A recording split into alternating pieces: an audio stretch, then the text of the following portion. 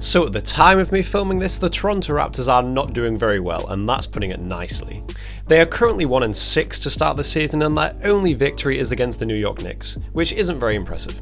But what's really strange to me is that their team hasn't changed a great deal from last season to this season. And the only major losses that they've had is Marc Gasol and Serge Ibaka, both of their starting centres. So maybe they were far more valuable than what people actually realised. How are you all doing, guys? I hope you're doing really well, and welcome back to my channel. And as you can tell from the title, this is what I think the Raptors are going to be like this season. Obviously they've had a very bad start to the season, but I'll talk a little bit more about that later in the video. And then to start us off, I'm going to talk about Pascal Siakam, as he is the main player in this Raptors team, and I have quite a lot to say about him. So Pascal has received so much hate already this season, and most of it is aimed at his reliance on his spin move. It's a move he started to use way too often, and it's getting really predictable with defenders. Last year in the playoffs, he didn't really play great, and he seems to have just continued his form on from the bubble. He shot less than 40% from the field during the playoffs and only 19% from the three-point line.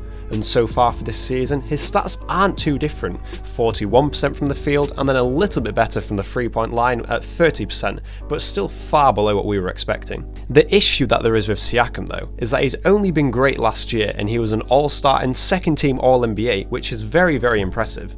But after a year of seeing him play at this elite level, I think most coaches and players have worked out how to guard him.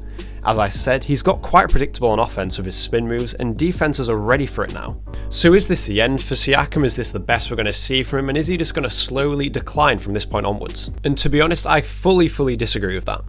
No one will know better than Pascal himself that he needs to work on some new moves when going to the basket and to keep his defenders guessing. So I will bet everything that I own, which, now that I think about it, isn't really a lot, but the point still stands. I will bet a lot of money that Pascal and his trainer are already working on a lot of new moves.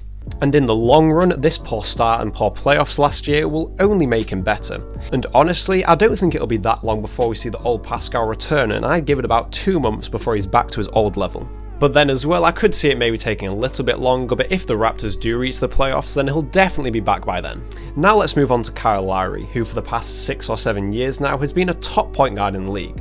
But with him being 34 now and almost 35, we are likely going to see his decline shortly, unless he turns out to be superhuman like LeBron James.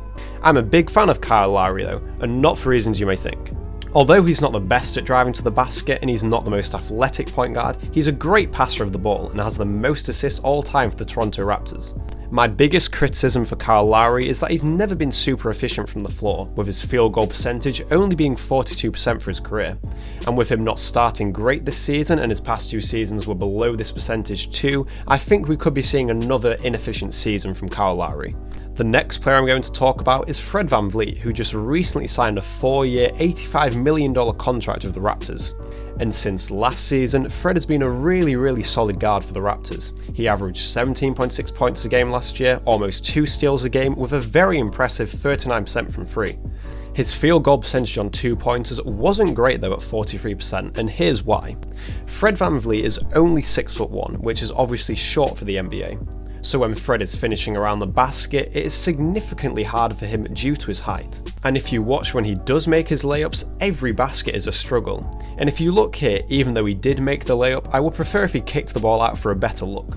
But with Fred still being young at 26, he has a great career ahead of him, and this should be his best one yet. Now those are the 3 main players for the Toronto Raptors, but I also want to talk about Norman Powell and OG Anunoby. And start with Anunoby. He's a great defensive player, and especially off the ball. Any pass that's lazy or a bit stray is getting picked off by him. And then on the offensive end, there is really no in between with how he gets his points. They're either layups and dunks at the basket or 3-pointers. And last season, he shot a very impressive 39% from 3-point land, so hopefully he can carry that over to this season. And then Norman Powell is a great 3-and-D type shooting guard, 40% from 3 last season with over 5 attempts a game, which is very impressive. So far this year, he has had a bit of a cold start, only shooting 30% from the field, when last year he was close to 50%. But as the season goes on, he should gradually improve, and I think he'll have an even better year than last year. And so of all the main Raptors players being covered this season, what is my prediction for the Raptors this year, and then obviously my floor and ceiling for them? And well, for their floor, I don't really know how low down I should go, as obviously they're currently at the 14th seed. But anyway, I'm going to predict their floor at the 11th seed, with the Bulls, Pistons, Knicks and Hornets all finishing below them. And compared to last season where they finished the 2nd seed, this is obviously very, very low, but then from what we've seen this season, this is more than fair. And then my floor for the playoffs, if they do make it there, obviously going out in the first round. And then for the ceiling, this is a really, really tough one, as like I mentioned, they finished 2nd seed last year.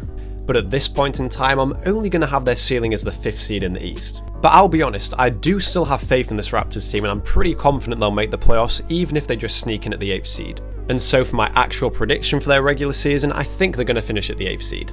And then as for their postseason, I would be really, really shocked if they do any better than last year, which was losing in the 2nd round. And so for that reason, I'm going to put their ceiling for the postseason as getting to the 2nd round. And obviously for the regular season, my floor and ceiling is very well spaced out with 11th and 5th seeds, so I really shouldn't get this wrong, but with how they've played so far this season, it's understandable why it's there.